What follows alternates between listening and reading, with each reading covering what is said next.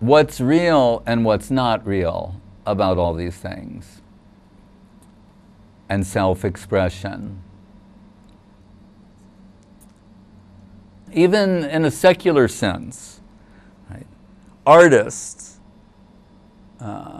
writers, musicians, different types of artists, they talk about finding their own voice under the layers and layers of cliché, of clichéd artistic expression. They talk about trying to find your own voice. Even they know, they've written books, The Anatomy of Influence, how you're under the influence of those who thought and expressed ideas before you. So they talk about how to find your true artistic voice, you know, your self-expression. So even they recognize that. They know for the most part, what people express is just they're regurgitating what they've heard from others. As Guru Maharaj once said, what he liked about Saraswati Thakur, one of the things he liked about him, he said, he was not vomiting what he heard from others. So for the most part, people are just vomiting what they've heard. And where do they hear it?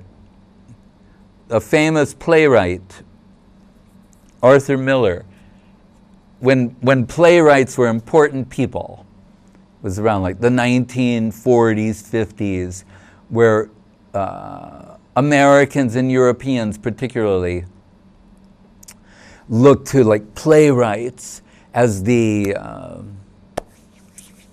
like the interpreters of life, what's important, and such things as that. And they would think, and they present in their plays the big questions, the things we should understand about life and existence and how to proceed.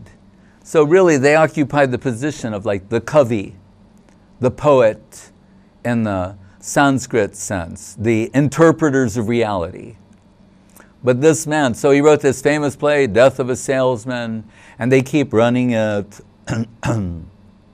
But they interviewed him a few years back because now this art form is virtually vanished. So they're thinking, he's arguably one of the greatest playwrights of the 20th century, and what do you have to say, sir, about it all?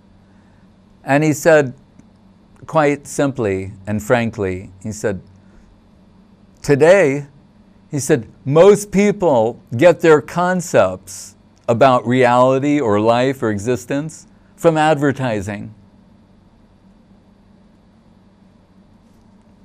He said, that's where they get their ideas.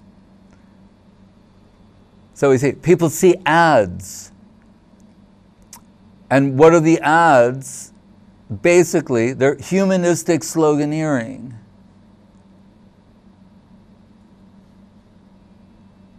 Levi's go forth, you know, you are you, go forth. Humanistic poetry, you know, Nike's just do it. Right? L'Oreal's I'm worth it.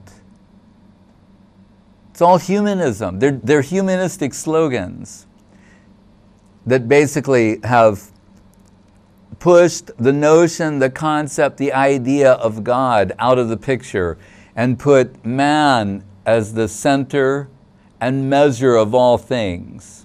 As Solzhenitsyn pointed out, man, with all of his innumerable defects, he'll be the measure of the value of all things.